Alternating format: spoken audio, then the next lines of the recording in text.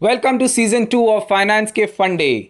Season 1 में हमने बात की थी फिनेंशियल प्लानिंग के बारे में, जिसमें हमने डिस्कस किया था फिनेंशियल गोल्स क्या होते हैं, उसमें से प्रायोरिटाइज कैसे करना चाहिए, अपनी रिस्क प्रोफाइल को कैसे समझें और सबसे इम्पॉर्टेंट असेट एलोकेशन का इस्तेमाल कर कैसे ऐसा पोर्टफोलियो बनाएं जो हमें कम रिस्क में ज़्यादा रिटर्न दे सके।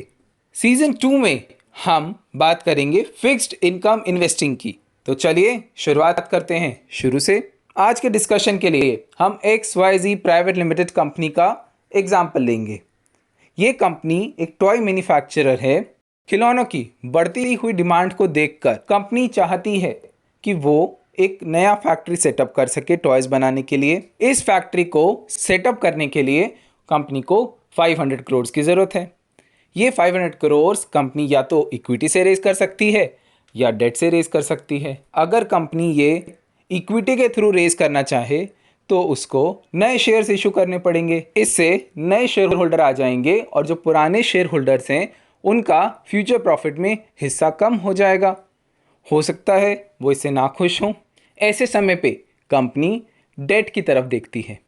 एक और वजह जिस वजह से कंपनीज डेट को प्रेफर कर सकती हैं वो है टैक्स में छूट। डेट पे दिया गया इंटरेस्ट टैक्स में छूट लेने के काम आता है। डेट के लिए कंपनी एक बैंक के पास जाती है और बैंक को बोलती है मुझे 500 करोड़ चाहिए 10 साल के लिए। बैंक बोलता है ओके, आपको 12% इंटरेस्ट देना पड़ेगा। अब यहाँ दो चीज़ें हो सकती हैं, या तो कंपनी हाँ बोल दे या फिर कंपनी को ना बोलना पड़े। क्यों? क्योंकि या तो 12% बहुत ज़्यादा है, या फिर ये भी हो सकता है कि एक बैंक इस कंपनी को इतना बड़ा लोन ना देना चाहे। ऐसे समय पे कंपनी के पास डेट फाइनेंसिंग के लिए एक और ऑप्शन भी है। वो ऑप्शन है financing through issue of bonds. Company एक बैंक से लोन लेने की जगह काफ़ी सारे लोगों से मिलाकर लोन ले सकती है और ये लोन लेने के लिए कंपनी को कुछ इंस्ट्रूमेंट्स इशू करने पड़ेंगे। ये फिनेंशियल इंस्ट्रूमेंट्स को ही हम बॉन्ड्स कहते हैं। आइए देखते हैं बॉन्ड कैसा होता है। ये जो बॉक्स हम देख रहे हैं ये एक पीस ऑफ पेपर है। सबसे टॉप पे कंपनी का नाम लिखा है। बॉन्ड्स की भाषा में इसको इश्योर नेम बोला जाता है।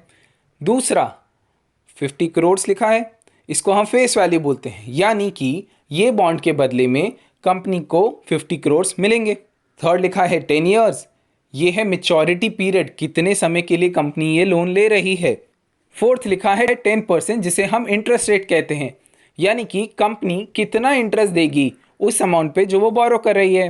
इसको हम कूपन रेट के नाम से भी जानते हैं, क्योंकि पहले के टाइम पर जब बॉन्ड्स इशू होते थे तो बॉन्ड्स पेपर की फॉर्मेट में आते थे और बॉन्ड्स के साथ छोटे छोटे कूपन जुड़े होते थे। ये कूपन कंपनी को देकर आपको उसके सामने इंटरेस्ट मिलता था। अब डीमेटेरियलाइजेशन होने के बाद, सब डिजिटल होने के बाद इस तरह के फिजिकल बॉन्ड्स नहीं आते, पर अभी भी वो टर्मिनोलॉजी यूज़ की जाती है। फिफ्थ पॉइंट है पेबल सेमी एनुअली। यह है फ्रीक्वेंसी, पेमेंट कितना फ्रीक्वेंटली किया जाएगा। ये पेमेंट है इंटरेस्ट का या कूपन का। नीचे है मल्टीप्लाई बाय 10, मतलब 10 ऐसे बॉन्ड हम इशू करेंगे।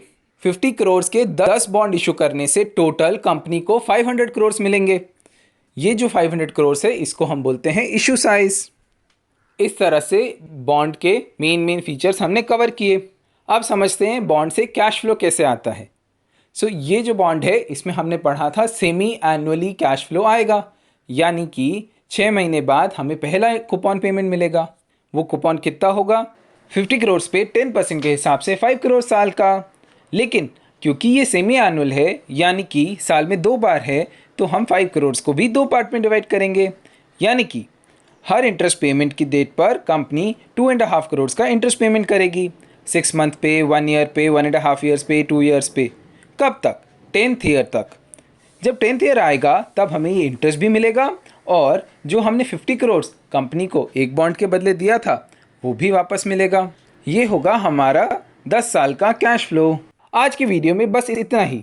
अगले वीडियो में हम बात करेंगे कैसे इंटरेस्ट रेट चेंज होने से बॉन्ड के प्राइजेस ऊपर और नीचे जाते हैं। कोई भी क्वेरी या क्वेश्चन के लिए प्लीज़ कमेंट कीजिए। वीडियो पसंद आए तो लाइक कीजिए और हाँ, अगले वीडियो का टाइम पर नोटिफिकेशन आए इसलिए चैनल को सब्सक्राइब कीजिए। Thank you, bye.